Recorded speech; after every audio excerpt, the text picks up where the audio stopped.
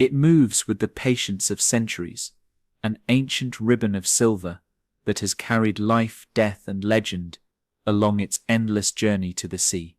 Under the gaze of the moon, its surface gleams softly, as if the stars themselves have descended to rest upon its back. Yet beneath that serene surface lies another Egypt, one that breathes no more, whose voices are silent, whose walls are broken, yet whose presence lingers in the slow heartbeat of the current.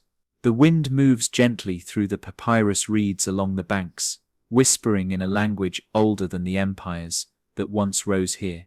That same wind might have touched the sails of the barges of the Pharaohs, or curled through the incense smoke rising from temple courtyards. Tonight it carries the scent of water and silt, but also, if you close your eyes, perhaps something more, something like memory. The Nile at night is a place of reflection. For thousands of years, its steady pulse marked the calendar of kings and farmers alike. In the black stillness before dawn, the river becomes a mirror to the past. The stars overhead are the same ones that priests studied from the high terraces of temples long since gone. Somewhere down therein, in the cool, dark world where the fish glide silently past fallen columns, the old gods are still watching.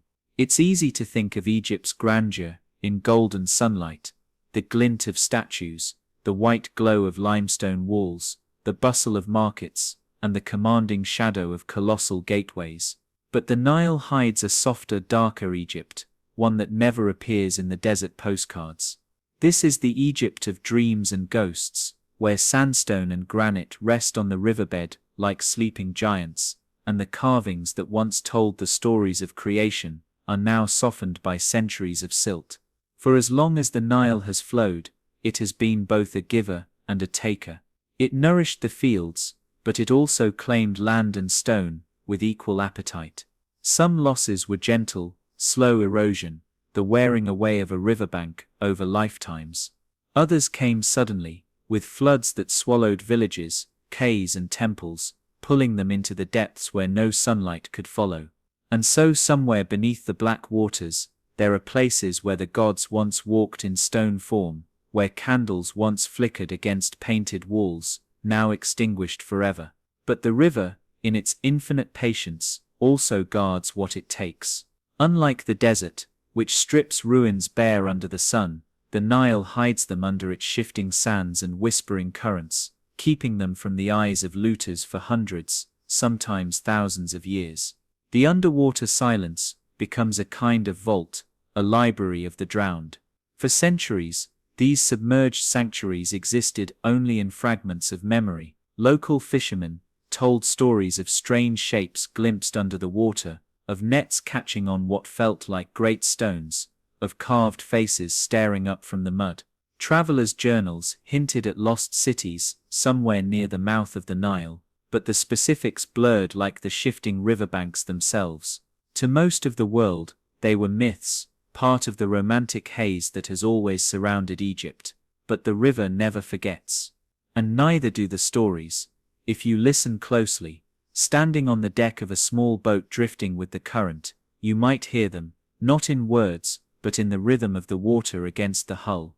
The sound rises and falls, as though the Nile is speaking in the same cadence it used to speak to priests in white linen, to merchants guiding their cargoes, to the builders who carved temples out of mountains and quarried stone from far-off lands. The same cadence that might have murmured to the gods themselves. Tonight our journey follows that voice into the depths. We will walk in the footprints of gods and kings, tracing the lines of walls that no longer stand, reading inscriptions through the wavering filter of water. We will uncover temples that no human eye saw for 1,000 years, and feel the weight of questions that still hang in the darkness. Questions about why they were built, how they were lost, and why, even now, the river seems reluctant to give them back. There is a tension here, a contrast that draws us deeper. Above the river, lifeboats pass by. Children play on the shore, lanterns glow from villages nestled along its edge. Below there is another Egypt, cold, unmoving, and silent. This is where time stops, where the pharaoh's stone eyes gaze into the green gloom, where the gods wait in the shadows, and where history is not written in ink or papyrus, but in silt and darkness.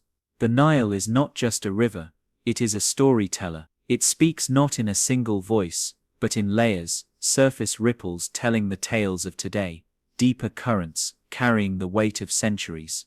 The story of Egypt's sunken temples is one of those deeper currents, hidden from most yet powerful enough to shape the imagination of anyone who dares to dive into its waters, literally or in thought.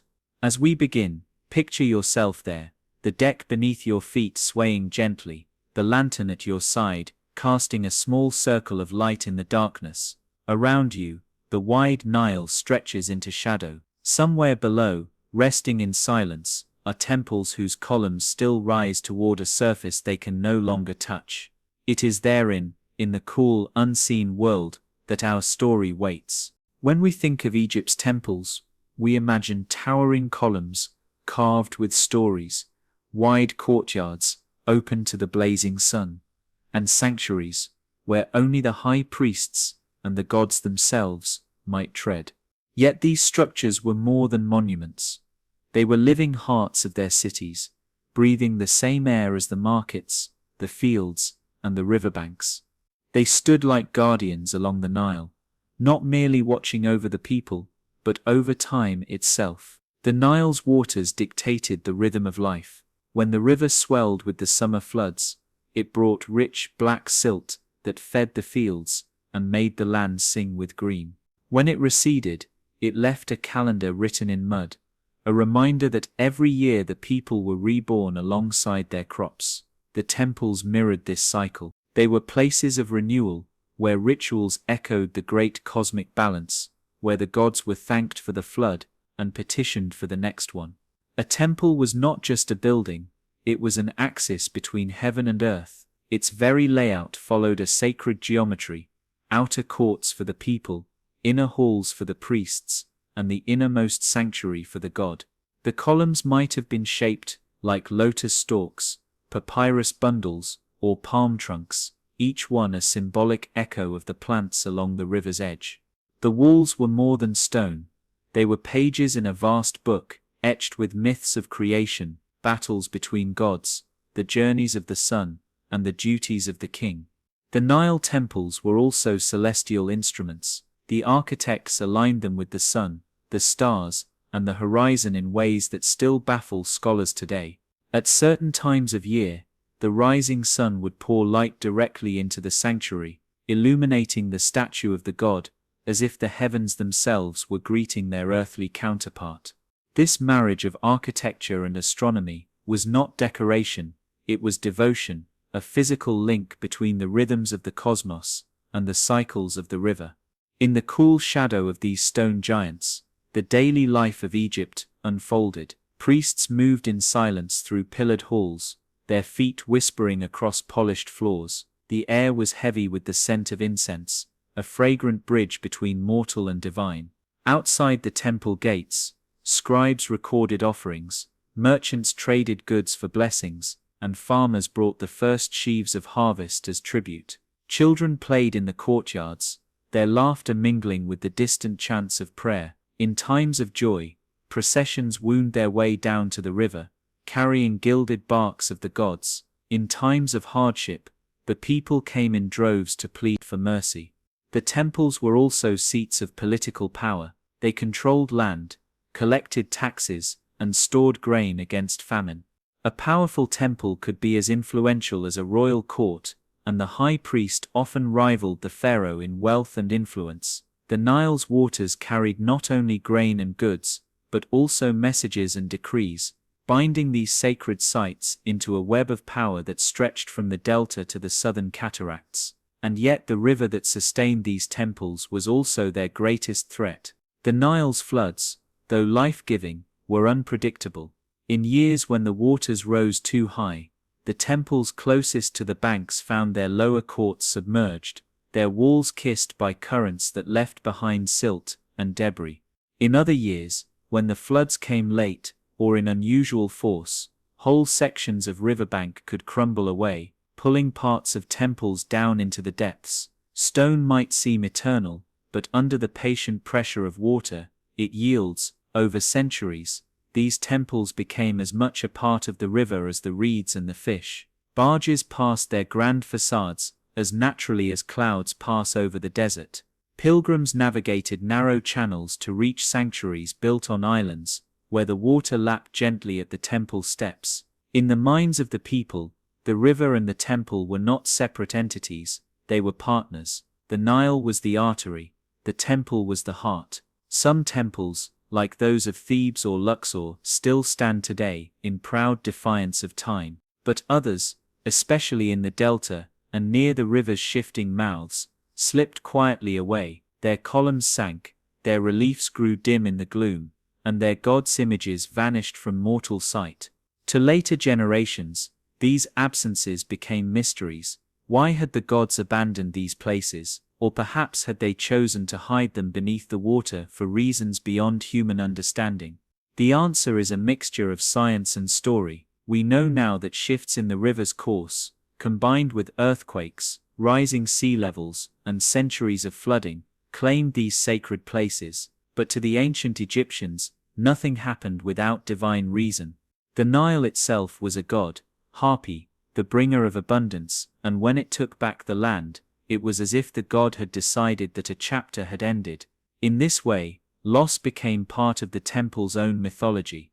As centuries passed, the stories outlived the stone. Fishermen spoke of shapes under the water, sailors told of pillars that could be seen on clear days, just below the rippling surface. Traders from distant lands carried tales of a city that vanished overnight, of a temple whose golden roof still shimmered faintly through the depths. Scholars wrote them down in fragments, never certain where truth ended and legend began. It is here, in the balance between history and myth, that Egypt's sunken temples take on their greatest allure. They are not simply ruins, they are symbols of impermanence in a civilization that sought eternity. They remind us that even the most carefully laid stones can be moved by the hand of time or by the hand of the gods. And so, as we continue our journey, we carry two visions, the one of the temples as they were, bright with color, alive with music and prayer, and the one of them now lying in shadowed silence on the riverbed. Both are true, both are Egypt, and between them flows the Nile, as constant and as changeable as ever. From here, our path takes us under the surface, to see how stone learned to sleep beneath the water, and to follow the stories of cities and temples that once guarded the river's edge, but now rest in its depths. When we walk through the great halls of Karnak, or stand before the pylons of Luxor, the sheer scale and weight of the stone feels unshakable, as if nothing could move it but the will of the gods. And yet, here in the Nile Delta, and along the shifting banks of the river, history tells a quieter, humbler truth. Even the heaviest pillars can fall. Even the most sacred walls can vanish beneath the water. To understand how temples sink, we must first understand the restless nature of the Nile itself. Though it appears calm to the eye, this river is alive with movement. Beneath the glassy surface, currents shift and swirl, carrying silt from the highlands of Ethiopia, depositing it in the lowlands of Egypt. Over centuries, the river has changed its own course many times, cutting new channels, abandoning old ones, and swallowing land without warning. The temples, built as eternal monuments, were rooted in a landscape that was anything but fixed. The annual flood was both blessing and threat. In a good year, the Nile rose just enough to saturate the fields, renew the soil, and gently lap at the temple steps. In a bad year, the water surged higher, faster, and stronger, eroding the very foundations it had once nourished. When floodwaters poured into the courtyards of riverside sanctuaries, they carried not only water but debris, tree trunks, uprooted reeds, and the heavy silt that over time could bury entire structures. Geology added another layer to this slow undoing. The Nile Delta rests on a bed of soft sediment, built up over thousands of years. This ground is fertile for crops, but unstable for stone. Heavy temple complexes could gradually sink under their own weight, pressing into the mud like a footprint in wet sand. Sometimes, this was an invisible process happening over generations. Other times, a sudden shift, an earthquake, or an unusually high flood could tip an entire section of wall into the river. In the delta, the sea plays its part as well. Where the Nile meets the Mediterranean, tides and storms push against the river's mouth, reshaping the shoreline. Coastal cities, like Heracleion and Canopus, sat at this delicate boundary between fresh and salt water. Rising sea levels, compounded by seismic activity, may have tilted their foundations or flooded their streets long before their final submersion. Archaeologists now believe that some sites sank several meters in a single catastrophic event, while others slipped under slowly, piece by piece, as the river's sediment swallowed them. Human hands, too, played a role. Over the centuries, stones from abandoned temples were quarried and reused in new buildings. The removal of key structural blocks weakened the integrity of the remaining walls, leaving them vulnerable to collapse during floods. In other cases, the construction of canals or dams redirected the flow of the river, causing water to eat away at banks that had been stable for centuries.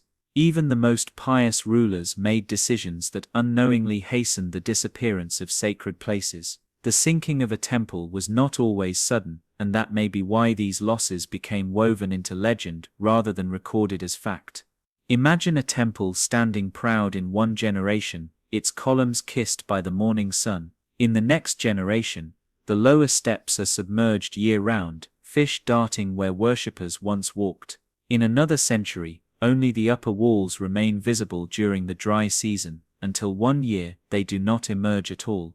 The disappearance becomes a story told over cooking fires. Once there was a great house of the gods here. For the ancient Egyptians, these changes were rarely seen as random acts of nature.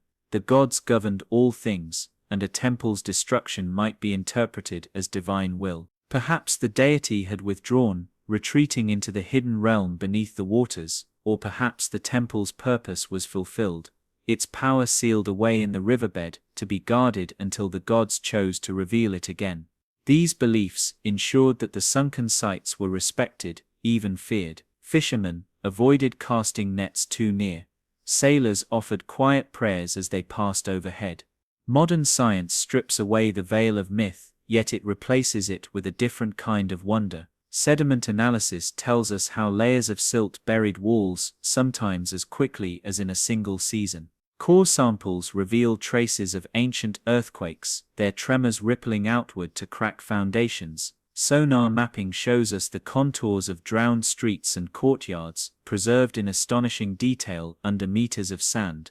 We see in crisp digital outlines the very moments when human ambition met the slow, inevitable force of nature, and yet, even with our measurements and data, there remains an unshakable mystery. Why did some temples survive for millennia, in perfect alignment with the river, while others, just as grand, slipped away within centuries?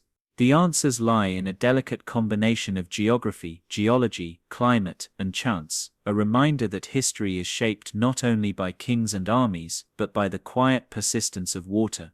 When the Nile claims a temple, it does not destroy it in the way fire or war might, it enfolds it. The walls remain softened by silt and shadow, the statues stand, their expressions unchanged, though their colors fade and their surfaces grow textured with barnacles and algae. In some cases, inscriptions are preserved so well that the divers who first saw them centuries later could read the hieroglyphs as clearly as if they had been carved yesterday. The river, in its own way, keeps its treasures safe. This is the paradox of the sunken temples. They are lost yet preserved, forgotten yet remembered, abandoned by the living yet still visited in dreams by those who hear the river's whisper. They are proof that history is not a straight road, but a river in itself, branching, meandering, sometimes disappearing underground, only to emerge again miles downstream. And now, as our journey continues, we will follow the river into one of its most extraordinary secrets. We leave behind the general story of erosion, floods, and shifting earth, and turn our eyes toward a single place, a city once famed across the Mediterranean, whose name became legend when it vanished beneath the waves. It is here, in the lost city of Heracleion, that the story of Egypt's sunken temples becomes something more than history. It becomes a rediscovery. For centuries, Heracleion was nothing more than a whisper. Ancient texts spoke of it in passing, sometimes as a city, sometimes as a port, and sometimes as a place where gods themselves walked the earth. The Greek historian Herodotus wrote of a grand temple dedicated to Ammon, where Pharaoh himself would make offerings before setting sail. Sailors from the Mediterranean told stories of its canals, its markets, and its colossal statues guarding the waterways. But over time, those stories faded, replaced by rumor and myth.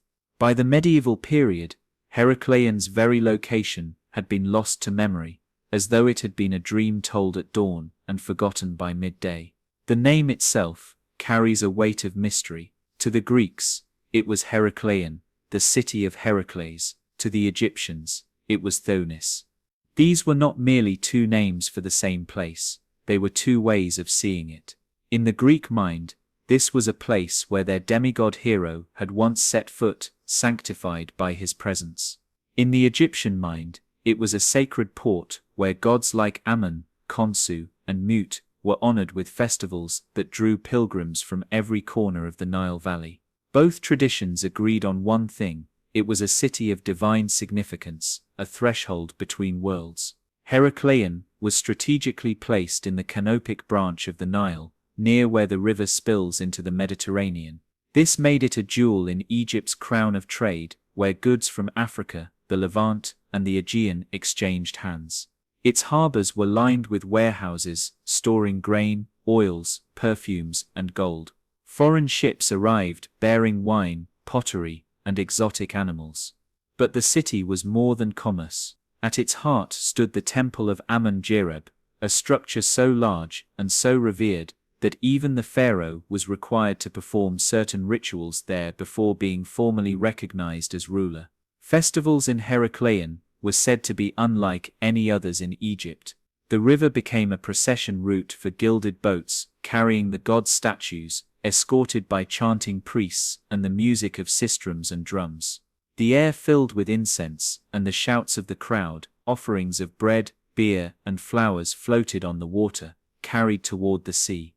At night, the temple precincts glowed with torchlight, their golden gates reflecting in the dark water. If there was ever a city where the divine felt close enough to touch, it was here. And then it was gone. No ancient writer records the exact moment of its disappearance. There was no clear battle, no fire, no deliberate abandonment. 1 century it was bustling with life. A few centuries later, it was spoken of in the same breath as Atlantis, a city lost to the sea. Scholars speculated. Some blamed earthquakes, others violent floods. A few suggested that a gradual sinking, year by year, finally pulled the city below the surface until it could no longer be reached. Whatever the truth, Herakleion became a ghost, not only in the physical world, but in the maps of history. It remained a ghost until the summer of 2000. French underwater archaeologist Franck Godillot and his team had been surveying the waters of Abu Qir Bay, searching for shipwrecks. Instead, their sonar picked up shapes that were too regular to be natural, massive blocks aligned in rows, buried under layers of sediment. The divers descended into the green haze, and there, slowly emerging from the silt, they saw it, a colossal red granite block carved with hieroglyphs, the first physical sign of a city that had been lost for more than 1,200 years. As excavation began, the scale of the discovery became clear. Herakleion wasn't a single ruin, it was an entire city preserved beneath the sand and sea, streets, canals, temple walls, colossal statues, many still standing as they had in antiquity, though softened by the passage of time. Some statues rose more than 5 meters high, their serene faces looking out into the water as if still guarding the city. Among the most breathtaking finds was the temple of Ammon-Jereb itself, or what remained of it. Its foundation stones were still aligned, forming a massive rectangular footprint. Fragments of colossal statues of the god were scattered nearby, some still bearing traces of the red and yellow pigments that once adorned them. Offering tables lay toppled but intact, their surfaces etched with hieroglyphs naming pharaohs and gods. Entire shipwrecks were found embedded in the mud near the temple precinct, perhaps once part of the great processions or the city's busy harbor traffic. The mud, in its strange mercy, had preserved more than just stone. Wooden coffers, jewelry, ceremonial weapons, and everyday tools emerged from the silt in remarkably good condition. Dozens of small bronze statues of gods and sacred animals told of private devotion, while massive inscriptions in both Egyptian hieroglyphs and Greek script revealed the city's role as a cultural and commercial crossroads. One of the most astonishing discoveries was a perfectly preserved stela, a great inscribed stone slab bearing the city's original Egyptian name, Thonis.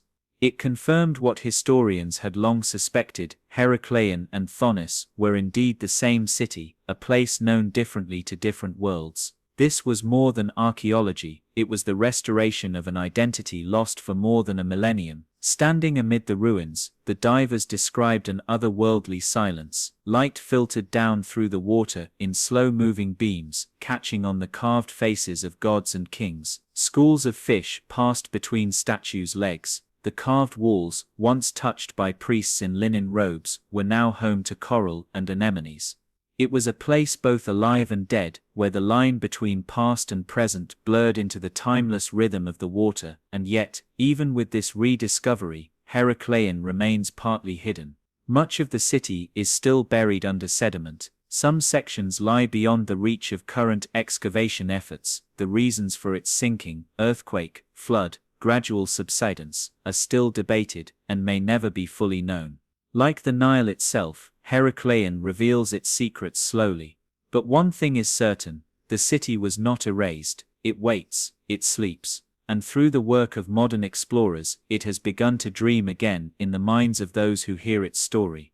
Heracleion's rediscovery is more than a triumph of archaeology. It is a reminder that what we lose may not be gone forever. Sometimes, it simply changes its address, moving from the maps of the living to the deeper, quieter atlas of the deep. From here, our journey will take us eastward along the bay to another sacred city that shared the Nile's favor and its fate, a place where healing was sought, where gods of life and death stood side by side, and where the river once again decided to claim its own. If Heracleion was the Nile Delta's great gate to the outside world, then Canopus was its sanctuary, a place not of trade and diplomacy, but of faith, healing, and retreat. Just east of Heracleion, where the river's waters slow before meeting the sea, this ancient city thrived under the protection of a god who promised restoration to body and spirit.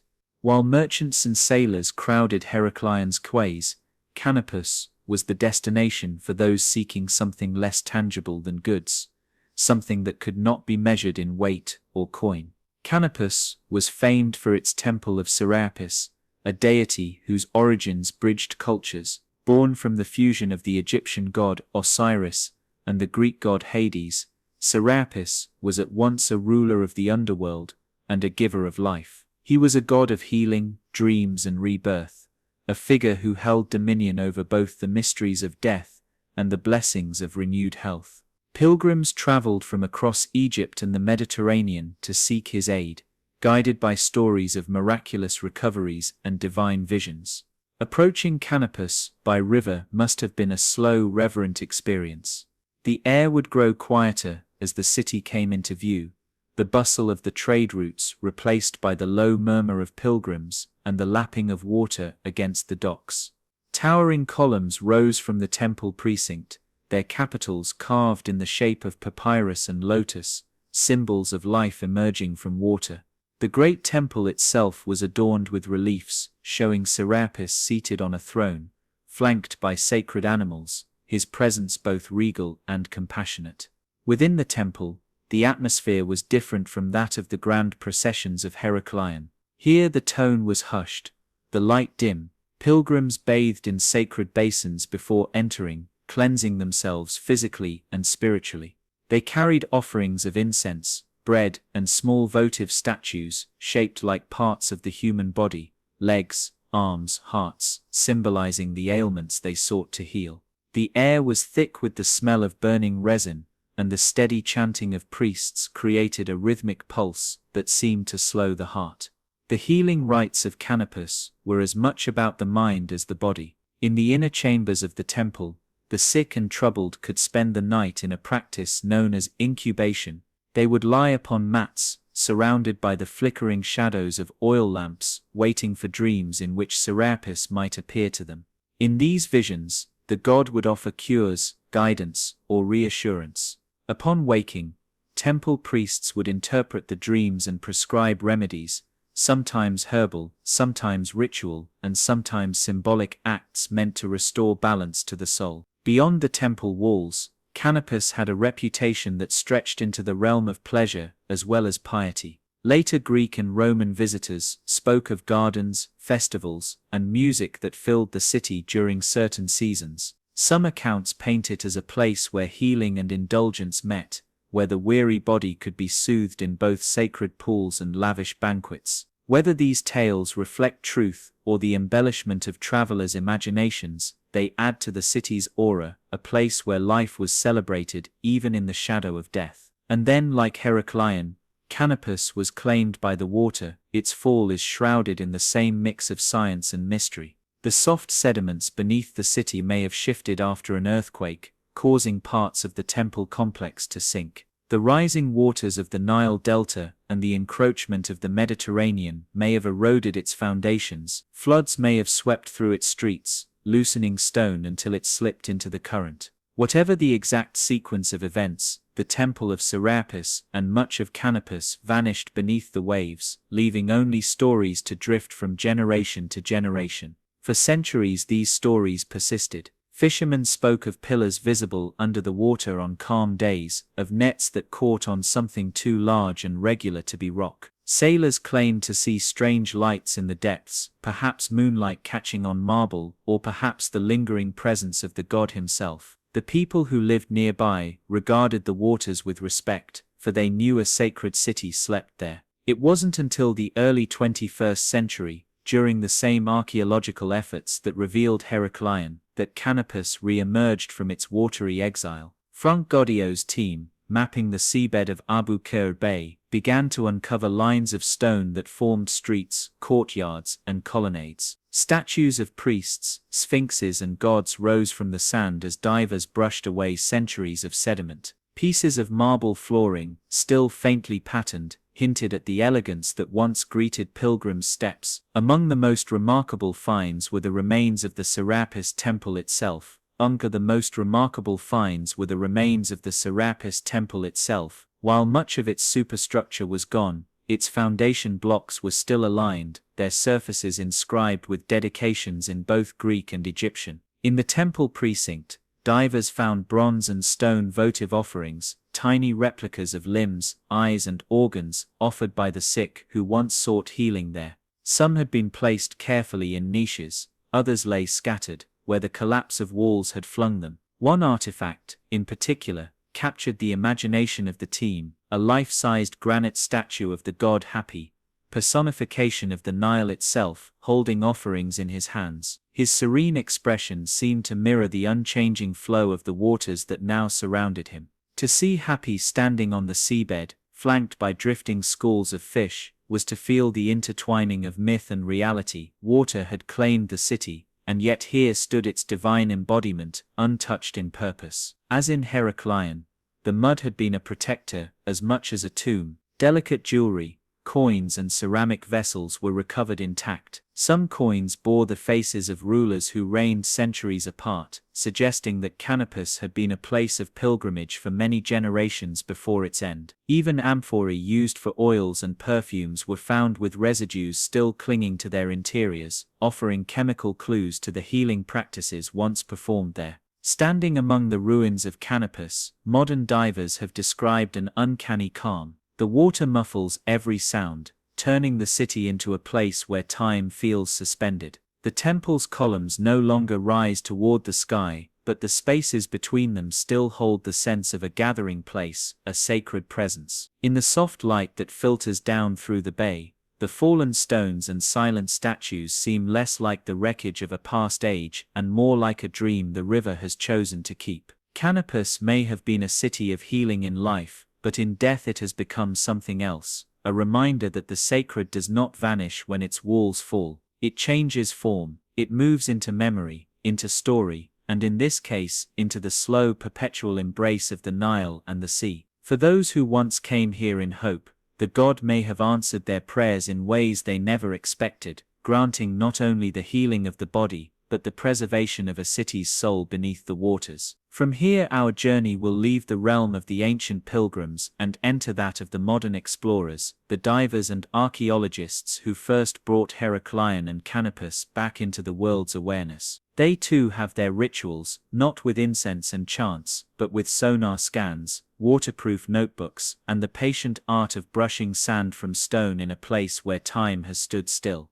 The discovery of Heraclion and Canopus was not a single moment of triumph, but a long, patient conversation between humans and the sea. It began not with the splash of a diver entering the water, but with the hum of equipment aboard a research vessel, scanning the hidden contours of the Nile Delta's seabed. Before the first ancient stone came into view, the explorers had to navigate decades of doubt, because for centuries, these cities existed only in half-forgotten stories. Many scholars believed they were legends, their names echoes from misread texts or confused ancient geographies. But for Franck Goddio and his team, the whispers were worth chasing.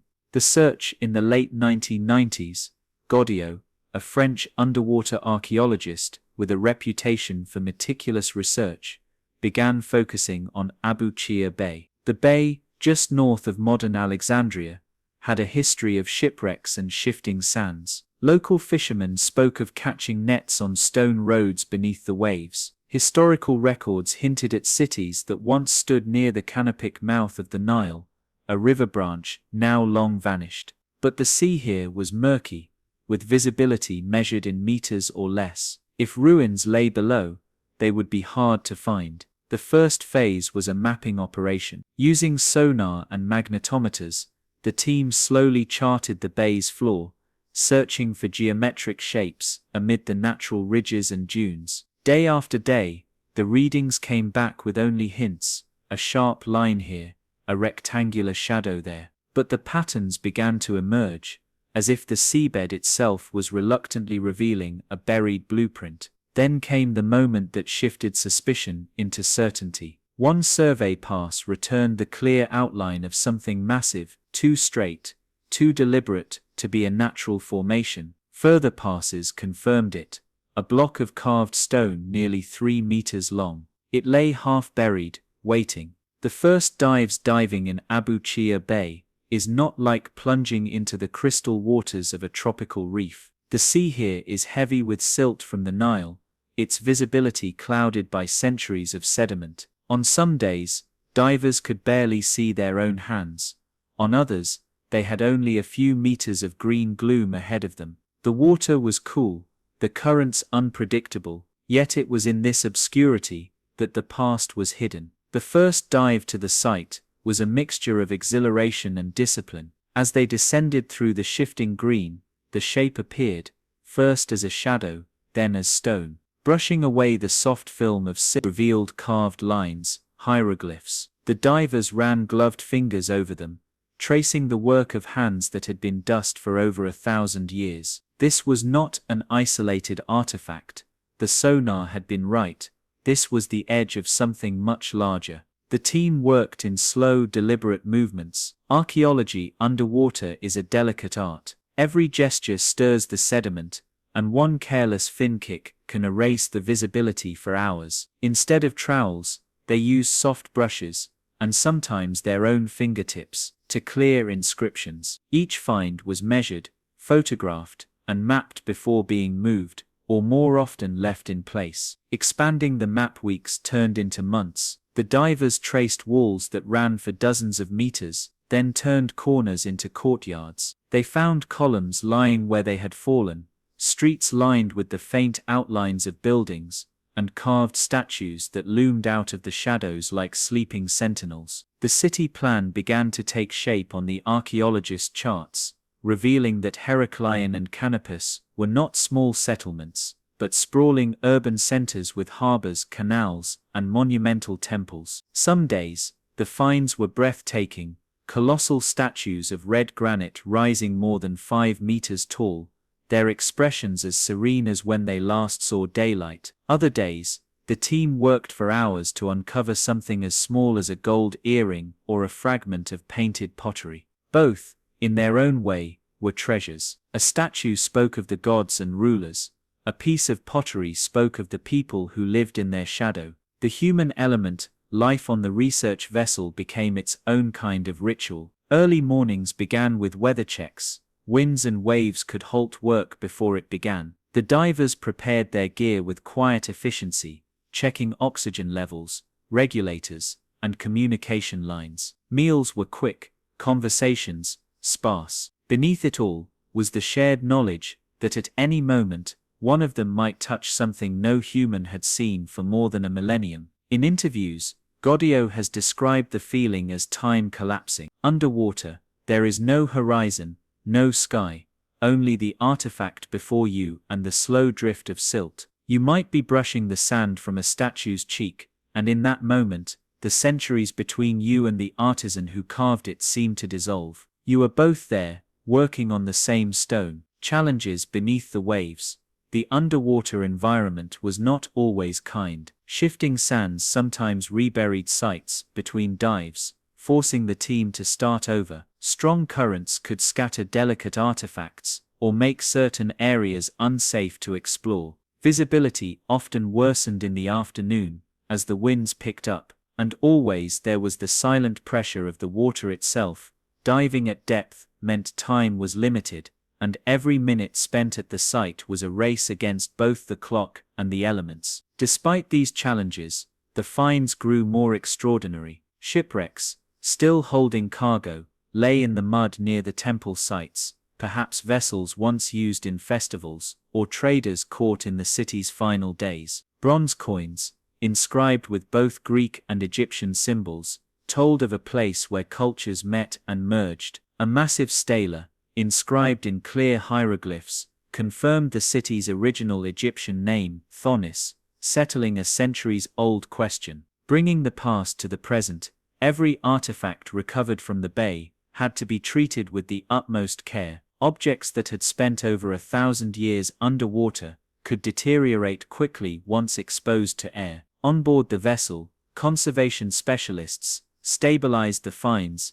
desalinating stone and metal, and keeping organic materials submerged in special tanks until they could be moved to laboratory facilities. Some pieces took months, even years, before they could be safely displayed, and yet, many treasures remain on the seabed. Not everything can or should be brought to the surface. In many cases, the safest place for an artifact is where it has rested for centuries, shielded by the water from the decay of open air. For the divers, this means that some of the most breathtaking scenes, rows of statues lit by beams of filtered sunlight, are experiences no museum visitor will ever see firsthand. A new kind of pilgrimage.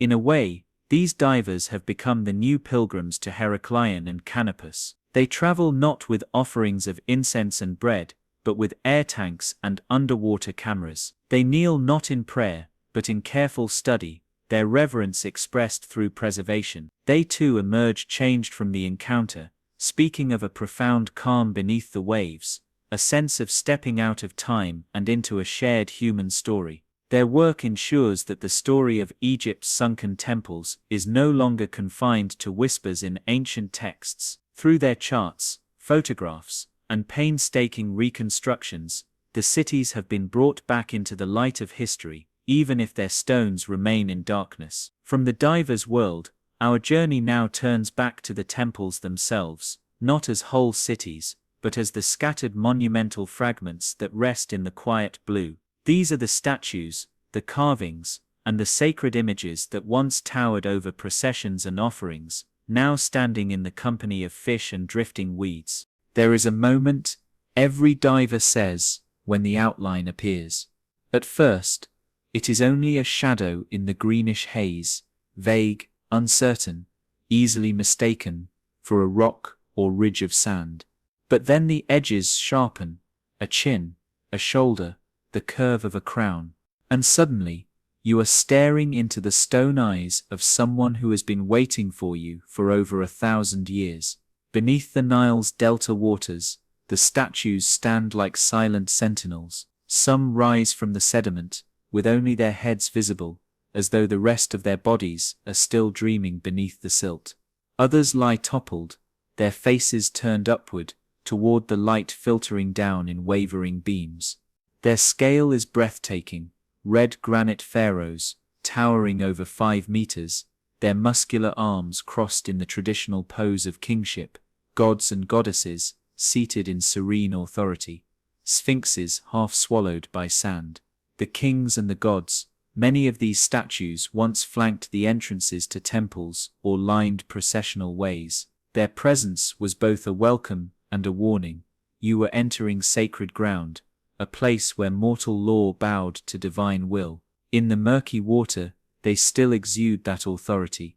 A statue of a pharaoh, its face weathered but still regal, gazes into the endless distance with the same inscrutable calm it must have worn on festival days. Nearby, a colossal figure of Harpy, the Nile god, holds offerings in his hands, as though still blessing the waters that now envelop him. The goddesses, too, are here. Isis, mother of kings, sits with her hands resting gently on her knees, her stone gaze unwavering. Hathor, goddess of love and music, wears the cowhorn headdress, the disk at its center now faintly haloed by drifting algae. Even in the softened outlines and muted colors, their forms radiate a dignity that time and water cannot erase. The transformation by water. These statues were not meant to be seen like this. In their prime, they would have gleamed in the sun, their granite polished to reflect light, their painted details vivid against the temple walls. Processions would have passed them, music would have filled the air, incense would have curled around their forms. Now they stand in a world of filtered light and muffled sound. Fish dart between their arms, seagrass sways where once there were offerings, and yet this transformation has given them a strange new beauty. The water has softened their surfaces, smoothing sharp carvings into gentle curves. Crusts of coral and shell cling to them like new garments. The hieroglyphs on their bases are often still legible, but their edges are blurred as if the words themselves are drifting away into dream. The reds, yellows and blues that once adorned their crowns and kilts have faded, replaced by the muted greens and browns of the underwater world. In some cases, this transformation feels like a slow merging of the human and the natural. A statue's arm may be wrapped in a growth of seaweed, a fish may shelter in the crook of a stone elbow, crabs patrol the hieroglyphic lines. What was once strictly human-made has become part of the living riverbed, the unmoved faces. What strikes divers most is the stillness. Even toppled, even covered in centuries of sediment, the expressions have not changed. The faint smile of a god, the calm focus of a pharaoh, they remain as deliberate as the day they were carved. In a realm where everything moves, the current, the silt, the light, the statues are the unmoving heart. Some divers describe an uncanny sensation when meeting these stone faces underwater, a momentary awareness that they are not alone, that these are not just relics but presences. Rationally, they know these are carved blocks of stone, but in the silence, with the weight of water pressing in from all sides, the mind begins to imagine the unseen, the prayers once spoken here, the countless eyes that once met these same gazes. Symbols in the gloom. Certain statues carry objects or symbols whose meanings still speak to us across the centuries. The crook and flail of a pharaoh, symbols of kingship and responsibility. The anke, symbol of life carved into a god's palm. The was scepter, emblem of power and dominion. These were not decorative choices, they were language, declarations in stone. Seeing them now, beneath the water covered in a fine film of algae, feels like reading a message someone wrote long ago and hid for the right moment to be found. One statue of particular note from Heraclion depicts a ruler in the act of presenting an offering to a god. The gesture is frozen mid-motion, the hands extended, the object still visible though softened by silt. It is as if the offering has been suspended in time, never completed, waiting for the recipient to accept it. The weight of time. It is easy to forget, in the stillness of these underwater galleries, that the statues are heavy beyond imagining. Many weigh several tons, carved from single blocks of stone, transported across great distances, before being raised into place. To move them required armies of workers, teams of engineers, and the will of a king. That they now stand or lie, so far from their original positions, is a testament to the slow, unstoppable forces that claimed the cities. Some statues are fractured, their pieces lying scattered like a puzzle across the seabed. Others remain in remarkable unity, their proportions intact despite centuries of submersion. In either case, their survival speaks to the durability of both the material and the devotion that shaped them. Light and shadow. The play of light underwater adds another layer to the experience. Sunlight filters down in shifting beams, illuminating a face for a moment before it fades back into shadow. The statues seem to emerge and retreat, as if the water itself is deciding when you are allowed to see them. This flickering visibility makes the encounter feel intimate, fleeting, each view a gift rather than a guarantee. For divers, photographing these moments is a challenge. The light changes constantly, the silt can cloud in seconds, and the sheer scale of the statues can dwarf the frame. But those who succeed capture images that look less like archaeology and more like dreams, gods and kings suspended in green gold light, surrounded by a silence that speaks, guardians still. Perhaps the most poetic truth is that these statues continue to serve the role for which they were made. They were guardians of temples, of gods, of the threshold between the human and divine. Now they guard the memory of their cities, standing watch over streets and courtyards that no longer hear footsteps. In their gaze, the history of Heraclion and Canopus is not entirely lost. It lingers, waiting for the next visitor to descend into the blue and meet their eyes. From here, our journey will turn from the physical to the intangible, from statues and stone to the stories and myths that survived long after the cities themselves were gone. These are the tales carried by priests, sailors, and storytellers across generations and over waters, keeping the memory alive even when the stones lay silent. The stone will endure, but stories travel faster.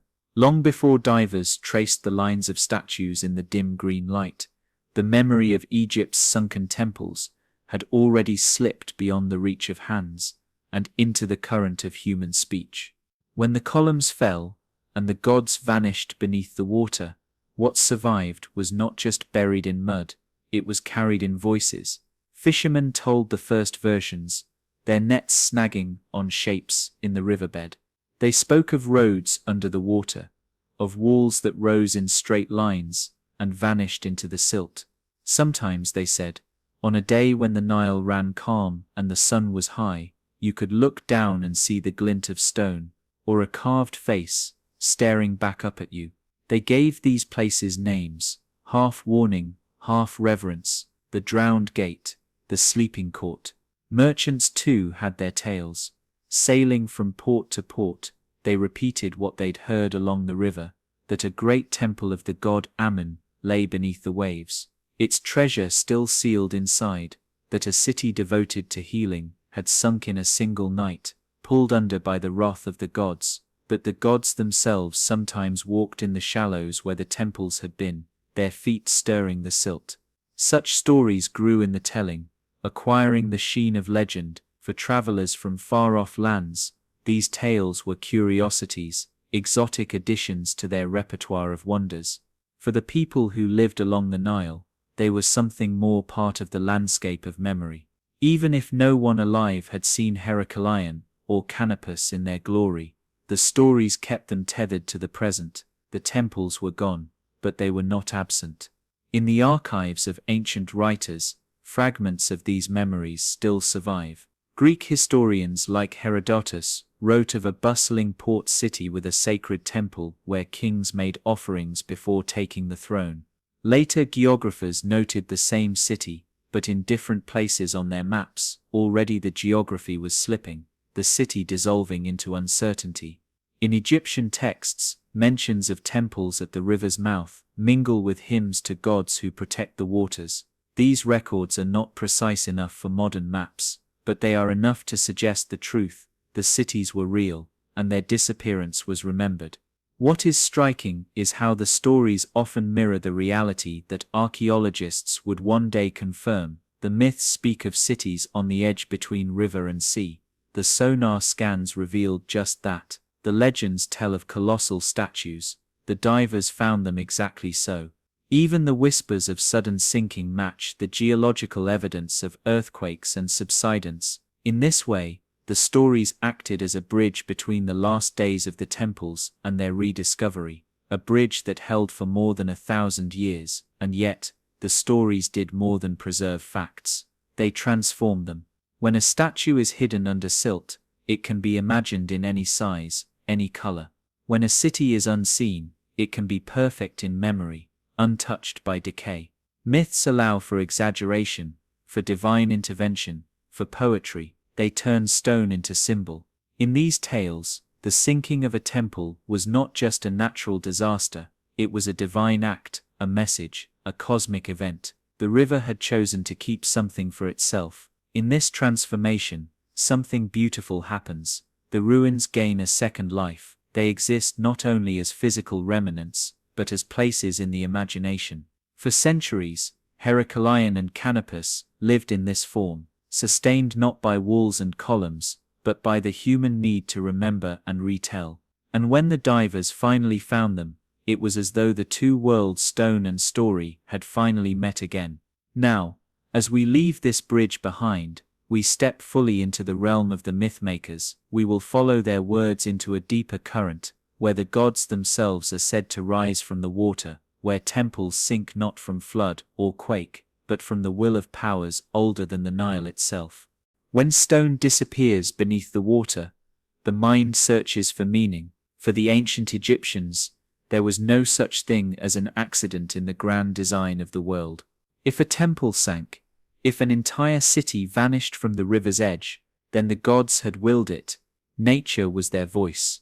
The river was their hand. And so, the sinking of Heracleion and Canopus became more than loss. It became a divine story. The Nile's keeper, Harpy's choice. In one telling, the god Harpy, personification of the Nile's flood, grew displeased. For generations, the people had honored him with offerings at the temples, jars of the first harvest, garlands of lotus flowers, sweet-smelling incense. But in a time of pride, the offerings waned. The priests, distracted by politics, neglected the rituals. The people, lulled by years of abundant floods, forgot their dependence on the river's mercy. Harpy, in his slow and steady way, decided to reclaim what was his. One night, the waters rose higher than any living person had seen. They crept up the temple steps, over the courtyards, and into the sanctuaries. By dawn, the gods' houses were gone from sight, resting in the cool silence below. Osiris and the hidden gate. Another version weaves the story into the cycle of death and rebirth. Osiris, god of the afterlife, was said to walk the Nile during the dark half of the year, gathering the souls of those who had died. In the tale, he came to Heracleion's temple and saw that its walls were inscribed with great secrets, words not meant for mortal eyes. To protect this knowledge, he opened a hidden gate beneath the river, and the temple sank through it, vanishing into the underworld. To this day, the story claims the temple stands whole in Osiris's realm, lit by lamps that never burn out, waiting for the end of the world, when it will rise again. The wrath of Serapis. In Canopus, the legends turn toward the god Serapis, whose healing powers were said to be unmatched. One tale speaks of a day when a foreign king came to the temple, demanding that Serapis heal him instantly. The priests warned that healing required patience, but the king grew angry. He mocked the god, declaring him powerless. That night, the ground shuddered. A wave rose from the sea without warning, sweeping into the temple and through the streets. By morning, Canopus was gone, and the people believed Serapis had withdrawn his gift from the unworthy. The love of Isis and the sea.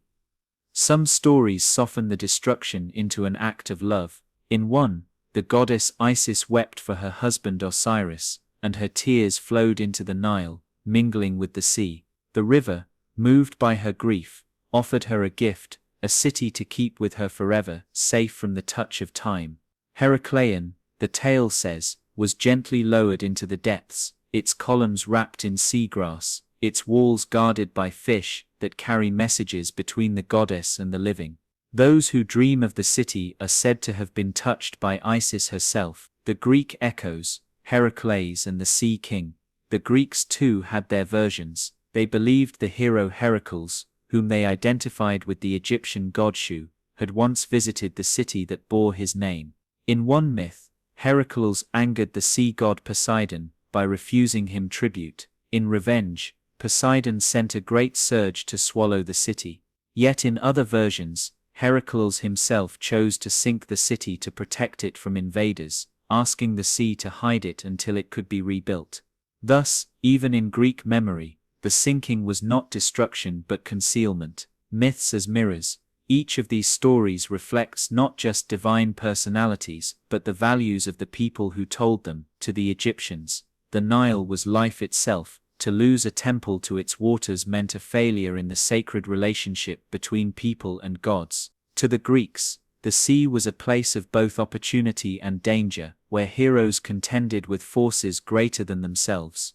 Both traditions agree on one thing: the cities did not simply fall, they were taken, for a reason. The lure of the hidden cults, these myths did more than explain, they gave the vanished cities a new kind of allure. If the temples were hidden by the gods, then perhaps they still existed in perfect form somewhere beneath the water. Perhaps the statues still stood upright, the altars still bore offerings that had never spoiled, the incense still burned in invisible air. This idea, that somewhere in the unseen world the cities lived on, ensured they would never be entirely lost, no matter how many centuries passed. It is this vision that modern divers sometimes feel when they first see the ruins through the shifting green. The statues look whole from a distance, the lines of streets seem intact, and for a moment you can believe the myths are right, that nothing has truly been destroyed, only moved into a realm we cannot reach except for brief, borrowed moments. Between truth and legend, from the vantage of modern archaeology, these myths are not facts in the historical sense. Yet they hold truths of a different kind. They preserve the awe these places inspired, the sense that they stood at the edge of the human and the divine. They remind us that when a city sinks, it does not vanish from the human story, it changes form, becoming part of the language, the faith, and the imagination. And so the myths of the drowned gods flowed on, century after century, even when the exact location of Heracleion and Canopus was forgotten. They reached travelers, scribes, priests and sailors. They became part of the larger tapestry of Egypt's spiritual geography, tied to the river's rhythms and the sea's moods. From here, our journey will move from the imagined to the lived present, from the divine realm of stories to the enduring cultural memory of modern Egypt, where traces of these lost cities still ripple in the lives and traditions of the people who live by the Nile. The Nile has always been a storyteller. But it does not only speak in the language of the past. Even now, in villages along its banks and in fishing towns near the delta, fragments of the old stories about Heracleion and Canopus ripple quietly through the present. They are not told as history, nor as myth exactly, but as something in between, woven into the rhythm of daily life. In the early mornings, before the sun has burned away the mist over the water, fishermen still push their narrow boats into the current. Their oars dip silently, and the river carries them toward channels their fathers taught them, and their fathers before that. Some of these routes skirt waters where the sonar maps place the ruins of the sunken temples.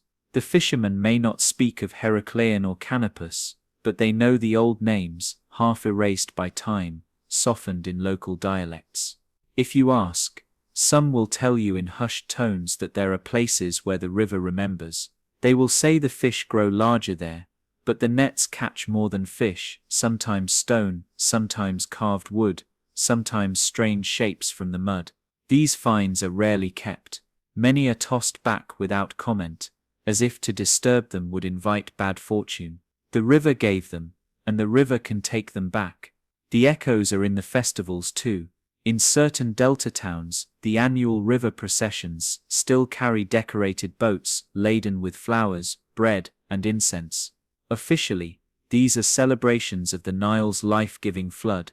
Unofficially, some say they are offerings to the sleeping gods, meant to keep the water calm and the harvest plentiful. Children are told that these gods live in palaces under the river, watching to see which boats honor them best. In Alexandria's markets, amid the stalls of fish, spices, and cloth, you can hear snatches of a different kind of echo. Stories told to charm tourists and amuse locals alike. Vendors tell of a great statue beneath the sea, whose eyes glow at night, guiding lost sailors. Others speak of a golden roof lying somewhere on the seabed, its tiles still warm to the touch, if you could only reach them.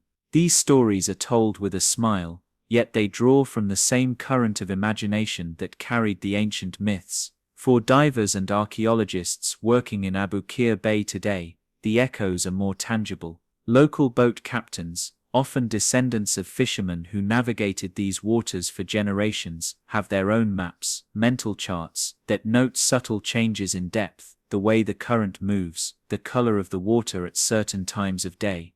These details, passed down orally, sometimes align with archaeological findings. A captain might point to a patch of calm water and say, "There's something sleeping there," and sonar will confirm the presence of ancient stone. Even the language carries traces. Certain proverbs about the Nile still warn against arrogance in the face of the river. One old saying, loosely translated, goes, "The river does not take what it loves unless it means to keep it forever." Though meant to caution against carelessness, it is also an unknowing echo of the belief that the Nile chooses what to preserve beneath its waters. For the people who live along its banks, the river's mystery is not something separate from daily life, it is part of it. A child splashing in the shallows may not know the word Heraclean, but they grow up knowing that the Nile has hidden places. A fisherman may not know the exact alignment of a sunken temple's columns, but he knows that certain spots feel different, as if the water is thicker, slower, more watchful. These small continuities, rituals, sayings, superstitions, are the threads that connect the Egypt of today to the Egypt of the drowned gods. They are not grand or monumental like the statues and temple walls, but they are alive, passed from mouth to ear, from action to action. They keep the river's past from becoming something entirely academic or distant. As our journey continues, we will leave these quiet, living echoes and step back into the halls of power and history. We will see how the temples of the Nile were not only sacred places but also engines of political authority, and how their submersion changed more than religion and myth. It shifted the balance of rule itself. To understand what was truly lost, when the Nile claimed Heraclion and Canopus, we must remember that in ancient Egypt, a temple was not just a place of worship, it was a throne without a king, a treasury without a mint, a court without a crown. It was both sacred sanctuary and political stronghold, a place where power was as much a currency as grain or gold. The political heart of the Delta Heraclion, perched at the canopic mouth of the Nile, was the north's ceremonial gateway. Any pharaoh who came to power was expected to make offerings in the temple of Amun-Gereb here, an act that was more than symbolic. It was a ritual of legitimacy. Without it, the new ruler's right to reign could be questioned by the priesthood, a dangerous vulnerability in a land where divine approval was as important as military strength.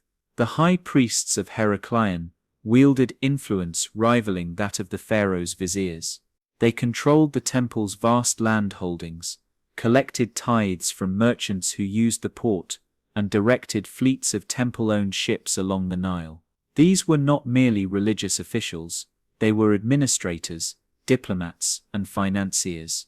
The temple's strategic position also made it a political meeting ground. Foreign emissaries arriving from the Mediterranean often stopped at Heraclion before reaching Memphis or Thebes. Here they could be greeted with the pageantry of Egypt's state religion, processions of priests, musicians, and standard-bearers, all staged beneath the gaze of colossal statues. Every gesture reinforced the image of Egypt as both powerful and divinely favored. Canopus and the politics of healing, while Heraclian projected political power outward to the Mediterranean world, Canopus channeled it inward into the hearts and minds of Egyptians themselves. Its temple of Serapis was not just a place of healing, it was a place where the god's favor could be aligned with political agendas. The granting of divine cures could be timed, interpreted, or publicized in ways that reinforced the ruler's connection to the sacred. Healing itself was a form of power. A pharaoh who could be associated with miraculous recoveries was seen as blessed and chosen. Even foreign rulers, especially during the Ptolemaic period, sought legitimacy through the Serapis cult, merging Egyptian and Greek traditions into a new form of political religious unity. In this way, Canopus became a kind of spiritual hinge between cultures, its influence extending far beyond its immediate shoreline. The temple economy.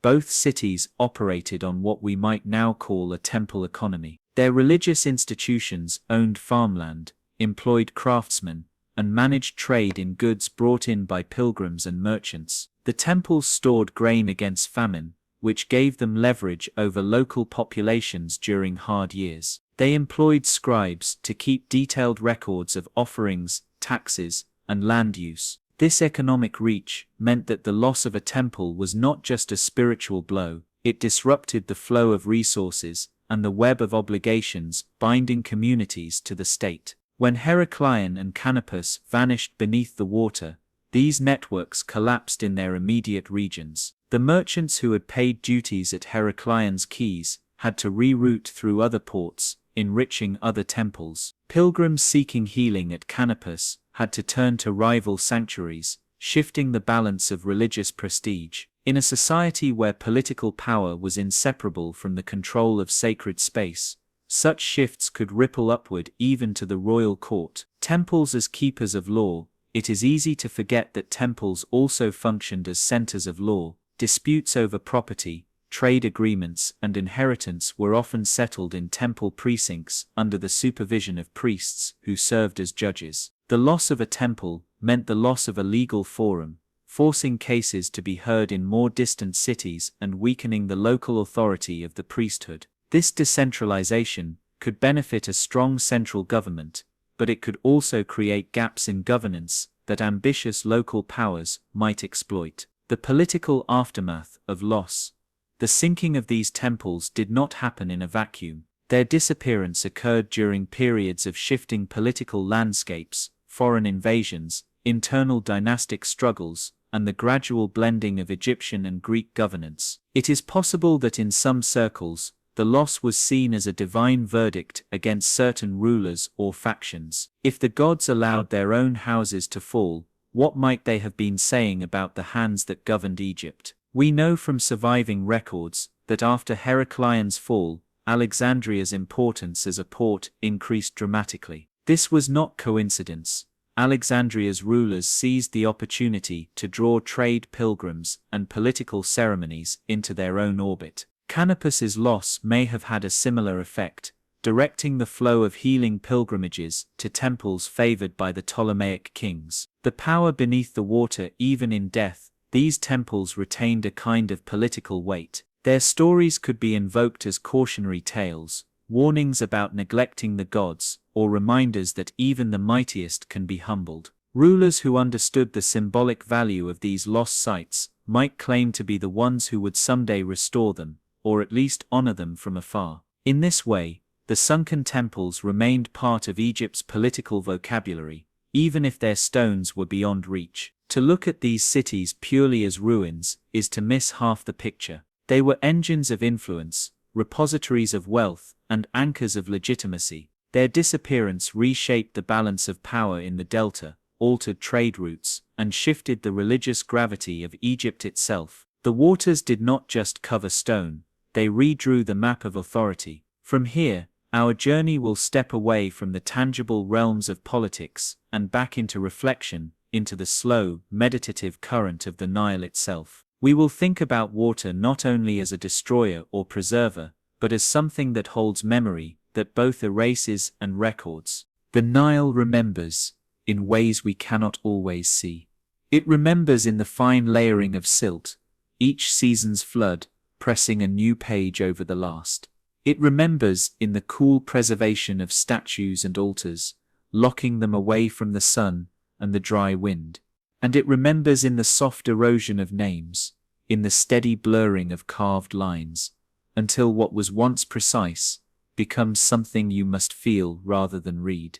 It is the strangest paradox: water preserves, and water destroys. A stone inscription buried under mud can emerge 1,000 years later, with its hieroglyphs still sharp, as though the chisel was laid down yesterday.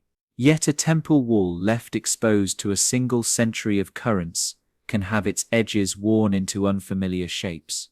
The same Nile that guarded the treasures of Heracleion and Canopus also reshaped them, making them part of its own body. For the ancients, this duality was part of the river's sacred character. The Nile was not simply a giver of life, it was a keeper of secrets. It offered fertile soil and fresh water, but it could also take back the land without warning. A temple standing beside the river was like a promise written on the surface of the water, visible for a time, but destined to dissolve. This idea, that water can both erase and preserve, feels especially alive when you see the ruins now. A granite statue of Harpy may stand with its face untouched, its features as calm as when it was first unveiled, while just a few meters away, the base of a column is little more than a softened mound of stone, its carvings worn to whispers. Time in the river does not pass evenly. The current plays favorites. The Nile also edits history in its own way. It keeps what it chooses, and it hides the rest. For every artifact brought up by divers, there are dozens, perhaps hundreds, that remain buried in silt, unreachable without disturbing the fragile balance of the riverbed. And for every fragment that is preserved, there are countless details: the sound of festival drums, the smell of incense, the touch of sun-warmed stone, that no current can hold on to. In this, water is like memory itself. We remember some things with startling clarity: a face, a voice, a single moment. Others fade until they are nothing but a suggestion, a faint outline in the mind. The Nile's memory is the same: sharp in some places, clouded in others, always selective. Even now, with our sonar scans and underwater cameras, we cannot force the river to give up all it knows. Some sections of the sunken cities are simply inaccessible, others are too fragile to disturb. And there are parts that remain invisible even to our most advanced instruments, hidden not only by silt, but by the Nile's own refusal to be fully known. This is why, for all the progress we've made in understanding Heracleion and Canopus, they still feel like mysteries. The river has not told us everything. It has given us glimpses, enough to be certain they were real, enough to stand in awe, but not enough to close the book. In a way, the Nile ensures that there will always be questions, that the story will never be complete. For the listener drifting now on the slow current of this narrative, this is a moment to pause. Imagine the river not as a barrier between you and the past, but as the past itself, flowing, changing, carrying fragments of what came before. Imagine that the water is both a veil and a mirror. Through it, you see the reflection of a temple's columns, but you also see the ripples that distort it, reminding you that nothing stays unchanged. From here we will leave this meditative stillness and move into the shadows, the questions that remain unanswered. The places we know are there, but cannot yet see. The artifacts hinted at in inscriptions, but never found. The stories that may be truth, or myth, or something in between. These are the Nile's deepest secrets, and they are where our journey turns next. Even after 2 decades of careful exploration, Heracleion and Canopus remain more mystery than certainty. Divers have mapped streets, temples, and harbors. They have brought up statues, coins, and inscriptions. Yet, for every object lifted from the silt, there are dozens more that remain unseen. And for every question answered, another rises in its place, like the river itself, flowing on, never still. How did they fall? We know the broad outlines: shifting sediments, subsidence, earthquakes, rising seas. But was there a single catastrophic night when the ground gave way beneath the cities, or did they sink in stages, each flood or tremor taking a little more, until nothing remained above the waterline? The archaeological evidence shows signs of both sudden collapse and gradual decline. Some areas of the ruins appear to have been neatly swallowed, walls still upright. Others are scattered, as if flung by a violent upheaval. Even today, scientists cannot fully reconstruct the final hours of these cities. Were there warnings? Did the priests of Amun-Gereb or Serapis lead processions to the water's edge, pleading for mercy? Did merchants flee with their goods, or did the sea take them by surprise? The silence of the ruins offers no answers, only the stillness of stone in the green depths. What lies beyond the mapped areas? The excavated portions of Heracleion and Canopus are vast, but they are not complete. Sediment in Abu Khor Bay can be more than 10 meters deep, concealing structures that lie beyond the reach of current excavation methods. Sonar surveys have revealed anomalies, shapes and alignments that suggest more temples, more streets, perhaps even smaller harbors, but disturbing those layers risks damaging what lies above them. This means that large sections of the cities remain untouched, existing only as shadows on a sonar map. Some divers speak of glimpsing carved blocks deep in the silt at the edge of the mapped zones. They could be parts of smaller sanctuaries, market halls, or even private villas. Or they could be the beginnings of entirely separate sites, cities yet to be named. For now, they wait unseen, but not forgotten. The missing artifacts inscriptions found underwater speak of treasures, ceremonial objects of gold, inlaid furniture, ships plated with precious metals that have not yet been found. Were they removed before the sinking, perhaps to Alexandria or Memphis, or are they still there, buried in the deep layers of the riverbed, hidden beneath centuries of sand?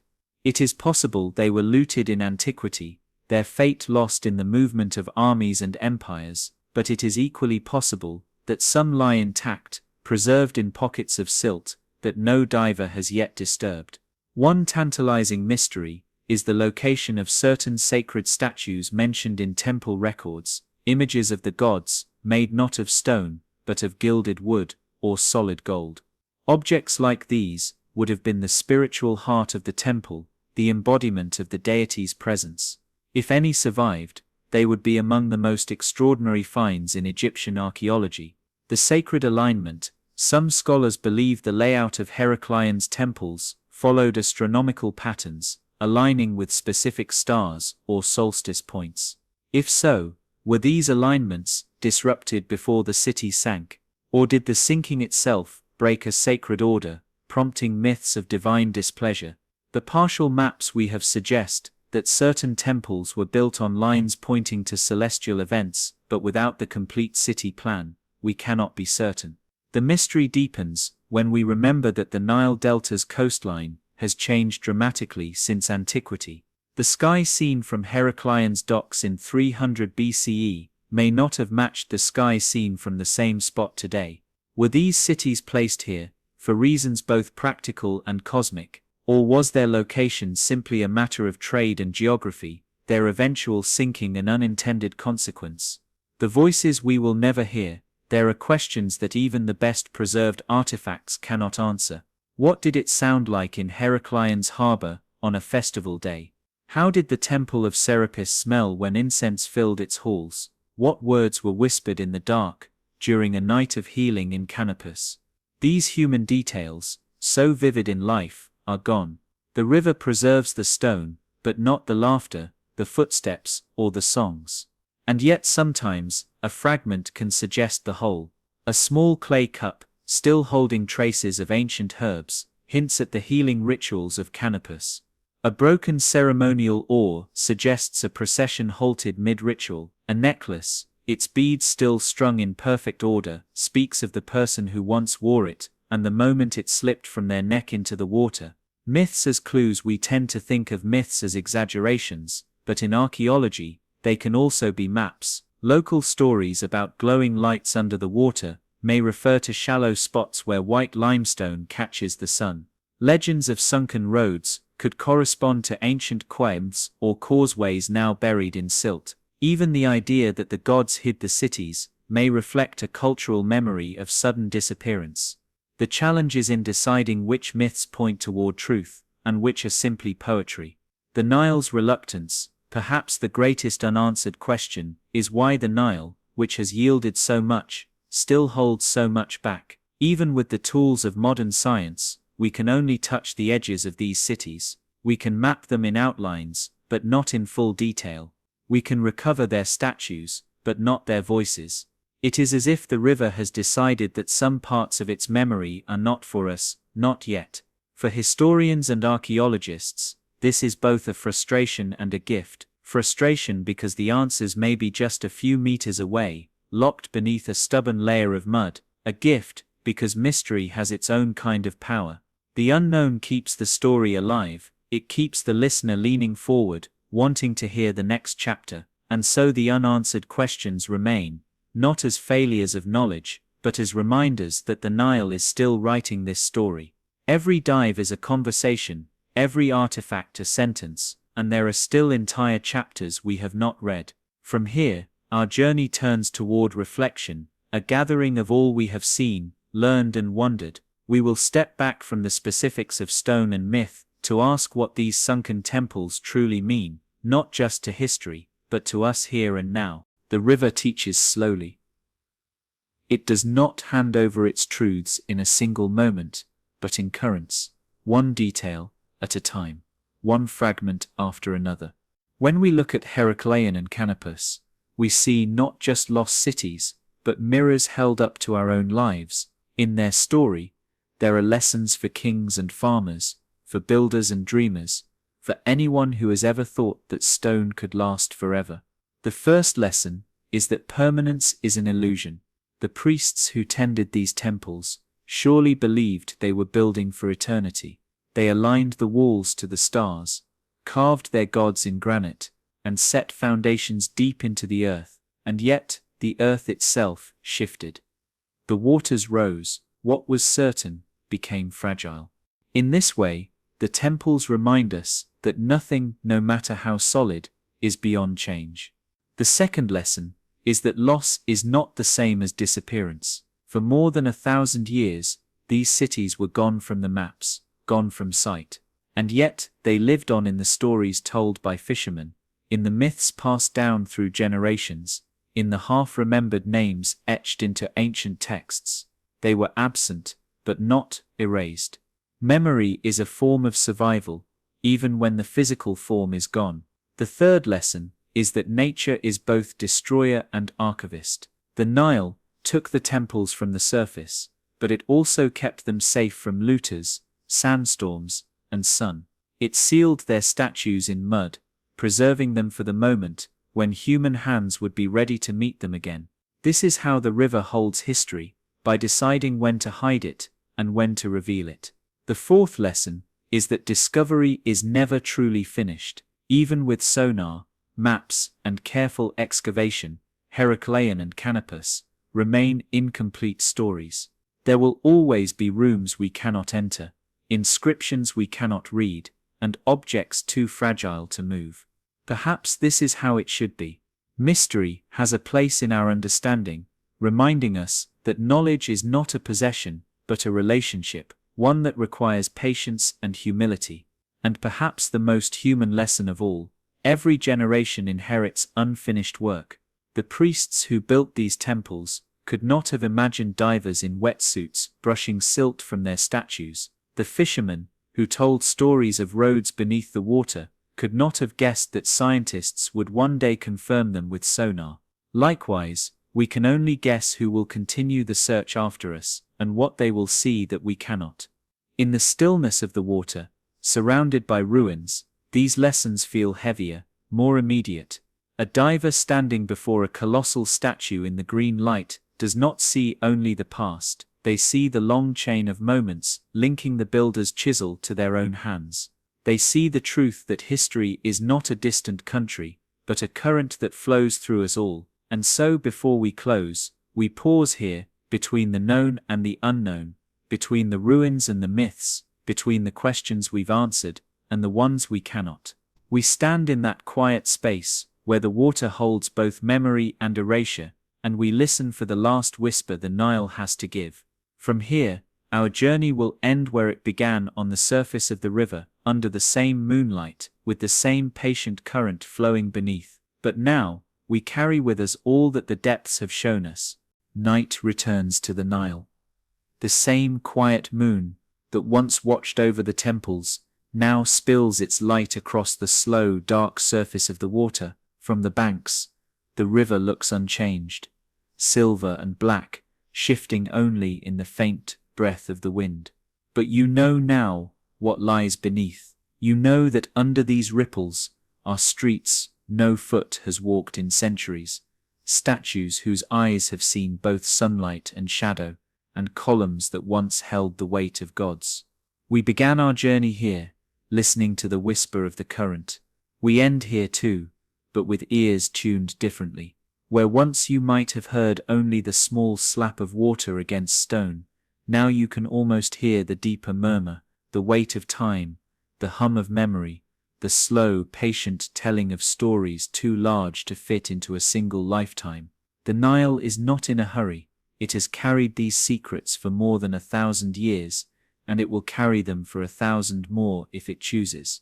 The river has shown us only what it wishes to share. The towering statues still standing in the blue gloom, the temple foundations etched with names of kings, the fragments of offerings made by hands long turned to dust. It has not given us everything. Perhaps it never will. And yet, there is a strange comfort in this withholding. If the river gave up all its secrets, the story would end, curiosity would still, and the connection between past and present would lose some of its mystery. Instead, we are left with questions, small bright sparks in the darkness that keep us returning to the water's edge in thought, if not in person. The drowned cities remind us that nothing in this world is truly finished. Even loss can be incomplete. The people who built Heraclion and Canopus are gone, their voices silenced, but their work remains, shaped by water, softened by silt, but still recognizable. Their gods still sit upon their thrones. Their streets still run in lines the builders would know. And somewhere deep under the layers of time, their dreams for these cities remain pressed into the very ground. If you could stand on the riverbed now, among the ruins, you would see more than stone. You would see the way the light moves through the water, touching one statue's face and leaving another in shadow. You would see the drifting paths of fish, weaving between columns as though walking a procession route. You would see how the river's touch has not destroyed, but transformed. What was once grand and sunlit is now quiet and luminous in a different way. Above, life goes on. The markets open at dawn, fishermen cast their nets, children run along the shore, laughing. Most of them will never dive into the depths to see the ruins, but without knowing it, they live in a world shaped by what lies below. The loss of those cities redirected trade, shifted power, altered culture. The river beneath their boats is not just water, it is a library in motion, and so we find ourselves back at the edge, looking out over the same moonlit expanse where we began. The air is cool, the water dark, the stars caught in its surface. Somewhere below, the temples rest, still waiting, untouched by the noise of the modern world.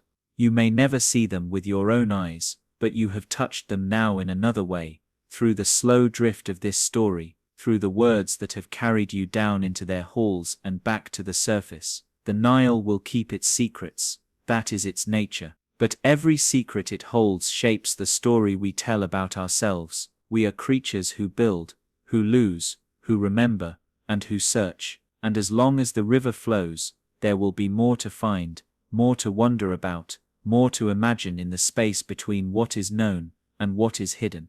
For now, the river sleeps, the cities sleep, And perhaps after this long journey, you will sleep too, with the sound of water in your mind, and the vision of columns rising out of the depths, holding up not stone ceilings, but the vast and shifting sky of memory.